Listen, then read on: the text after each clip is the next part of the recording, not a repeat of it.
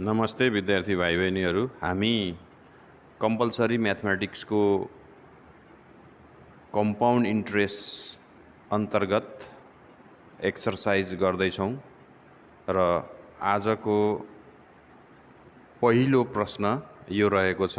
हामी यसको समाधान गर्दै आजको क्लास सुरु गर्दैछौं। Without using formula and by using formula of compound interest, calculate the compound interest and compound amount of the following भनेको यो एउटा क्वेशन दिएको छ।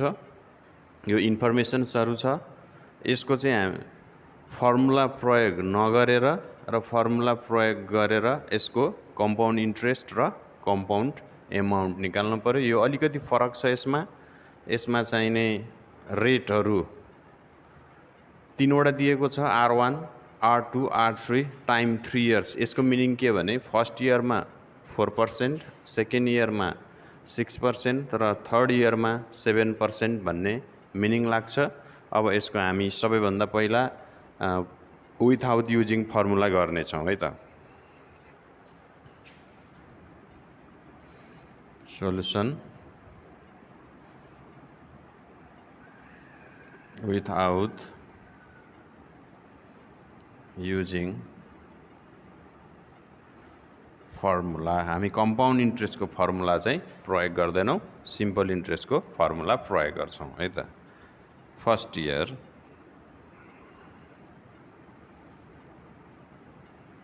इयर को लागि प्रिन्सिपल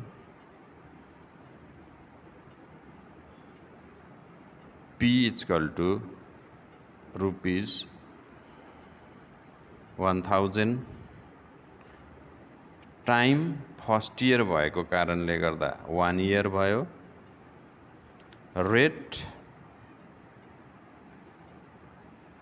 R1 4%। हामी यसको इन्ट्रेस्ट निकाल्छौं है त। Interest I equal to PTR upon 100। P भनेको 10,000 टाइम 1 इयर, R रहेको छ 4% बाई 100 क्यान्सल गर्छौं, 00 रिमेनिङ भयो 400। अब सेकेन्ड इयर को प्रिन्सिपल भनेको फर्स्ट इयर को एमाउन्ट हुन्छ, त्यसकारणले यसको एमाउन्ट पनि निकाल्नु पर्यो। Amount equal to principal plus interest. Principal छ 10,000 प्लस इन्ट्रेस्ट छ 400 भनेपछि यो कति भयो त 10,400 भयो। अब हामीले फर्स्ट इयर को कम्प्लिट गर्यौं। फर्स्ट इयर को लागि I1 भनेर सपोज गर्दियौ। अब आयो second year.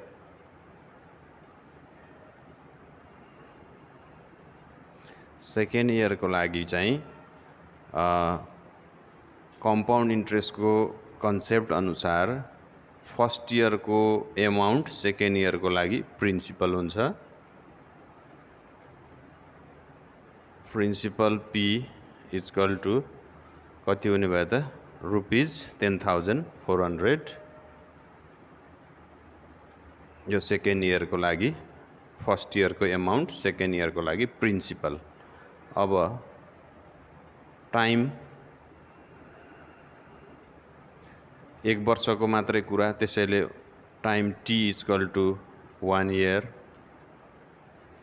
Rate R2 equal to 6%। यसको पनि हामीले इन्ट्रेस्ट निकालौं। मानौं यसलाई I2 equal to PTR2 upon 100। P 10,400 time 1 R6 by 100 cancel भयो। यो मल्टिप्लाई गर्दा 624। यो चाहिँ सेकेन्ड इयर को इन्ट्रेस्ट आयो।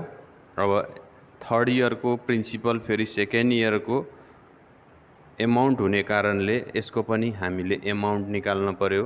प्रिन्सिपल प्लस इन्ट्रेस्ट, प्रिन्सिपल रहेको छ 10,400 प्लस इन्ट्रेस्ट रहेको छ 624। अब यसलाई एड गरौँ।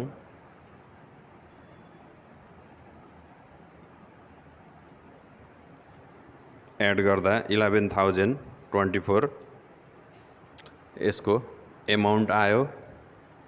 अब third year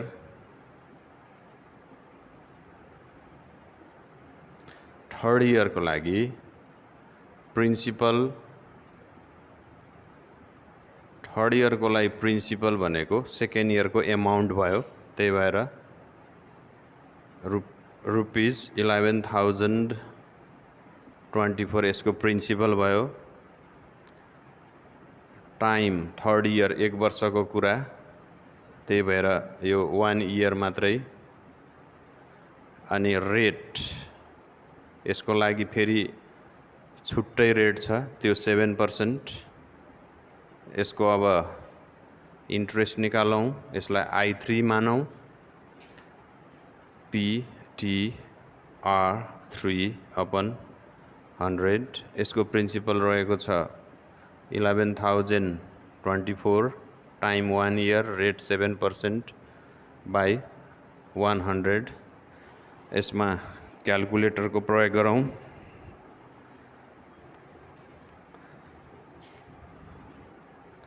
(11,024 into 7 equal to and divide by 100.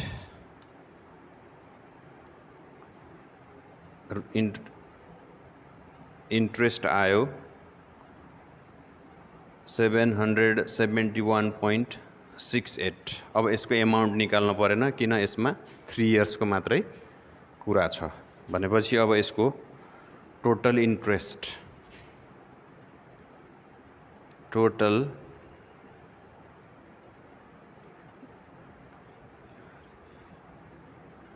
Interest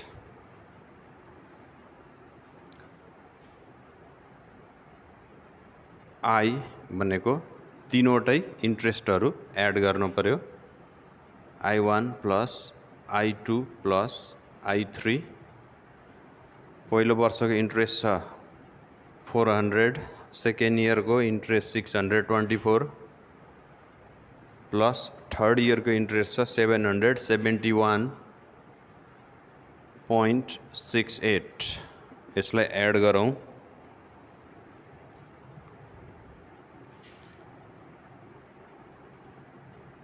$400 plus 624 plus 771.68 interest आयो रुपीज 1,795.68 यसको इन्ट्रेस्ट आयो। अब हामीलाई एमाउन्ट पनि सोधेको छ, त्यसैले एमाउन्ट पनि निकालौँ। यो भनेको अब CI विदाउट युजिङ फर्मुला हो है। अब एमाउन्ट CA विदाउट यो CI हो है, टोटल इन्ट्रेस्ट भनेको। CA भनेको प्रिन्सिपल प्लस CI हो। प्रिन्सिपल 10,000 छ अनि इन्ट्रेस्ट CI कति छ त 1795.68। यो एड गरौँ।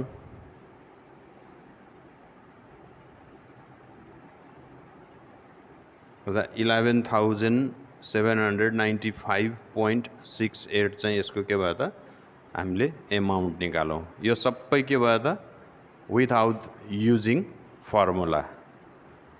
अब हामी बाई युजिङ फर्मुला गर्दैछौँ। By using formula of compound interest and amount हामी चाहिँ कम्पाउन्ड इन्ट्रेस्ट र एमाउन्ट क्यालकुलेसन गर्दैछौँ। यो चाहिँ by using formula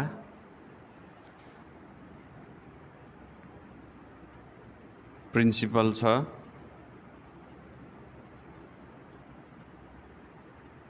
P equal to rupees 10,000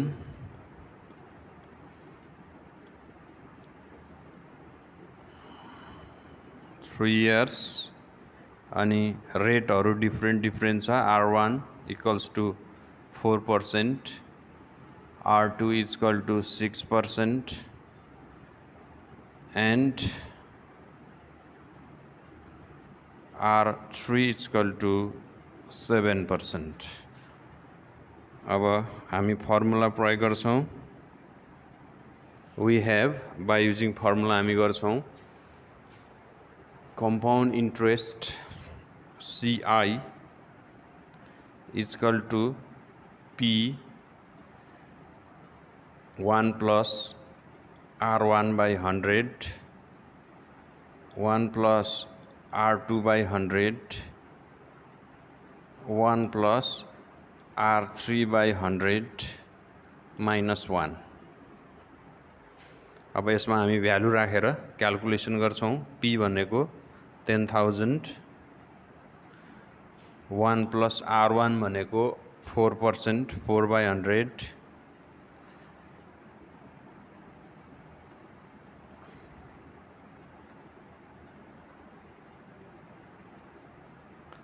1 plus R2 भनेको 6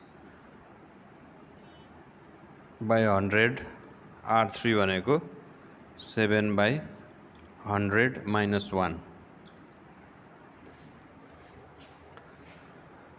is equals to CI is equal to. अब हामी क्याल्कुलेटर को मद्दत लिन्छौं. 10,000 4 divided by 100 0.04 plus 1 1.04 into यो हुन्छ 1.06 into यो हुन्छ 1.07 minus 1. 10,000 यो मल्टिप्लाई गरौं 1.04 into 1.06 into 1.07 is equal to 1.17958 minus 1. यो डेसिमल भन्दा पछाडी आएको एउटा कुरा याद गर्नु होला. डेसिमलमा कहिले राउन्ड अफ नगर्नु होला. डेसिमल भन्दा पछाडी सबै आएको सबै नम्बर लेख्नु होला. राउन्ड अफ गर्नै पर्यो भने कन्क्लुजनमा मात्र राउन्ड अफ गर्नु होला है. 10,000 into यो सबट्र्याक्ट गरौं 0.17958 minus 1 यो भयो into 10,000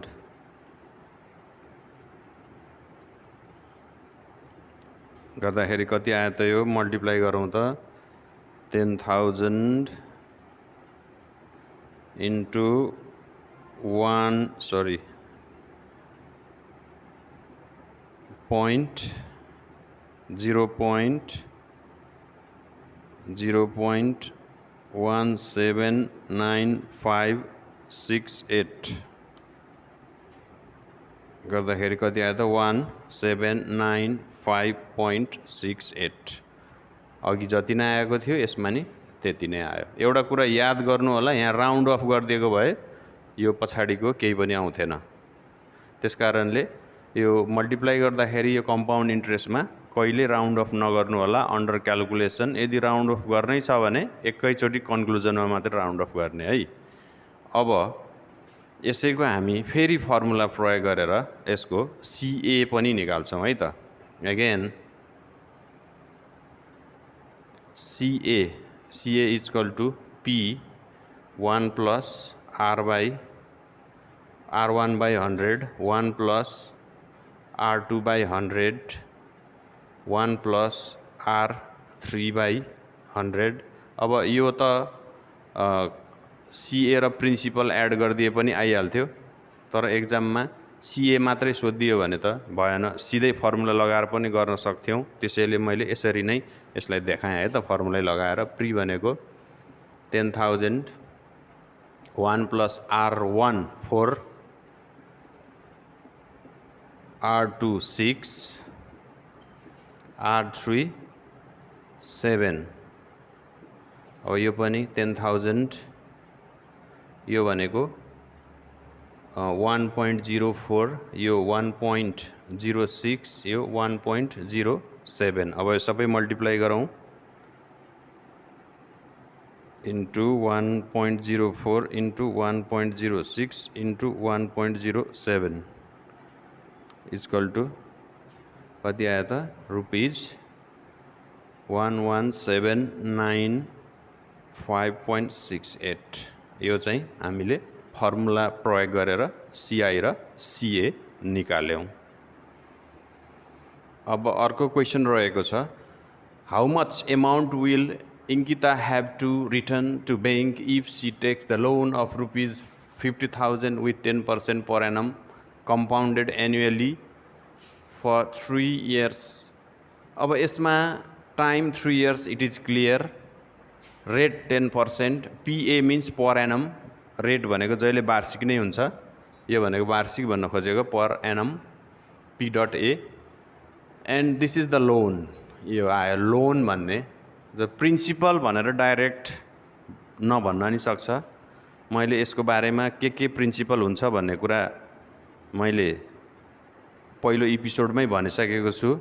लोन प्रिन्सिपल, अनि अर्को यसमा छ how much amount will Inkita have to return to the bank. ब्याङ्कलाई रिटर्न गर्नुपर्ने भनेपछि उसले लिएको लोन क्लियर गर्ने भनेको त त्यसमा इन्ट्रेस्ट जोडेर दिने हो, र लोन भनेको प्रिन्सिपल, प्रिन्सिपलमा इन्ट्रेस्ट जोड्ने भनेको एमाउन्ट हो, भनेपछि उसले तिर्नुपर्ने भनेको एमाउन्ट हो।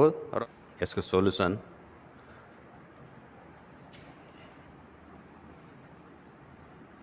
हियर, लोन भनेको प्रिन्सिपल हो, principal P equal to rupees 50,000, rate R equal to 10%, time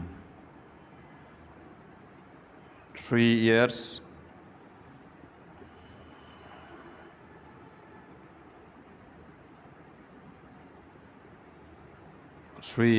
हामीले निकाल्नु पर्ने चाहिँ एमाउन्ट हो। We have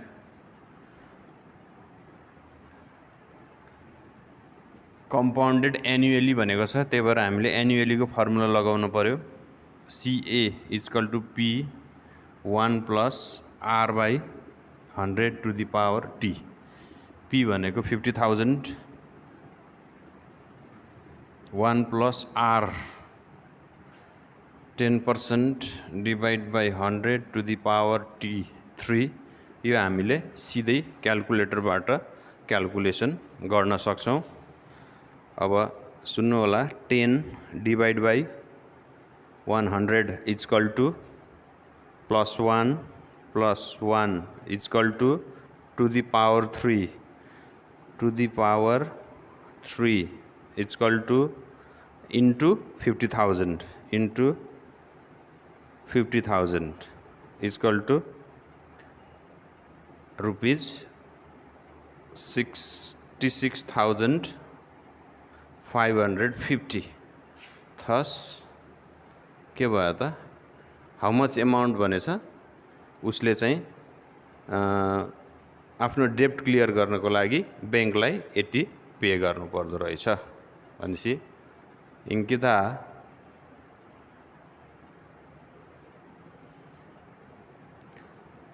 will have to pay rupees 66,550 to the bank। आजको लागि तेस्रो क्वेशन रहेको छ, रसु has deposited rupees 1,50,000 in a bank। Deposited भनेपछि यो प्रिन्सिपल भइहाल्यो, If the bank provides 6% per annum interest 6%, find the compound amount find out गर्नु पर्यो, compound interest पनि find out गर भनेको छ of Rasu after 2.5 years 2.5 years यसमा महिनाको पनि कुरा आयो, हाफ इयर्स भनेको 6 month हो। अब यो भयो भने कसरी गर्ने त है त पहिला इन्फर्मेसन्सहरु लेखौं। principal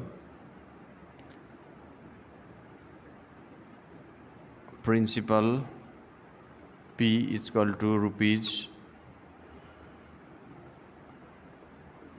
1,50,000, rate 6% per annum, and time T is equal to 2 whole 1/2 years। यो भनेको के हो त यो भनेको 2 years 6 months हो। 1/2 भनेको आधी वर्ष, हाफ इयर भनेको 6 months। अब we have CA is equal to P 1 plus R/100 to the power T, अनि months आयो भने के पनि गर्नु पर्छ त 1 plus MR/1200। यो फर्मुलाको बारेमा त हामीले कुरा गरिसकेका थियौं। 1 plus MR/1200 यसमा वर्षको लेख्ने, यसमा महिनाको लेख्ने है। अब P भनेको त 1,50,000, 1 plus R 6 by T 2, 1 plus M भनेको 6, R 6 by 1200। अब यसलाई क्याल्कुलेसन गरौं। 1,50,000 यो भनेको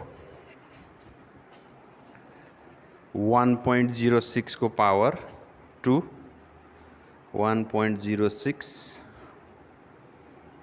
to the power square equals to, यो आयो तपाईहरु क्याल्कुलेटर हानेर निकाल्नु होला। 1236 into 6 into 6 36 divided by 1200 is equal to, यो आयो plus 1 is equal to, यो is equal to 1.03। अब सबै मल्टिप्लाई गरौं। 1,50,000 into 1.1236 into 1.03। यसको अब कंपाउंड अमाउंट आयो 1,73,596.2। यसको कंपाउंड अमाउंट, अनि यसको कंपाउंड इंट्रेस्ट अमाउंट बाट प्रिन्सिपल घटाएर निकाल्दिनु भयो हुन्छ है तपाईहरुले। दुईटै यदि सोध्यो भने, तर कंपाउंड इंट्रेस्ट मात्रै सोध्यो भने त फेरि यसको ठाउँमा हामीले अर्को गर्नुपर्ने हुन्छ। CI इज इक्वल टु, त्यही भएर मैले सबै गर्न खोजेँ। यही क्वेशन आयो भने त घटाएर राख्दिनु होला। CI भनेको CA माइनस प्रिन्सिपल। अब CI मात्र सोध्यो, यो सोधेन भने फेरि यो सबै गर्न पर्यो। P bracket 1 plus R/100 to the power T 1 plus MR/1200 minus 1। अब यसको क्याल्कुलेसन गरौं। 1,50,000, 1 plus R is 6 by 100 to the power T भनेको 2 years, 1 plus M 6, R 6 by 1200 minus 1, 150,000, 1,50,000। यो क्याल्कुलेसन गर्दाखेरि यही आएको थियो 1.1236। यसको 1.03 आएको थियो -1 1,50,000 ये मल्टिप्लाई गरौँ 1.1236 into 1.03 1.157,308 तपाईहरुलाई फेरि रिपिट गरे डेसिमल भन्दा पछाडीको सबै राख्नु होला -1 = 1,50,000 into यो सेपरेट गरौँ 0.157,308 into 1,50,000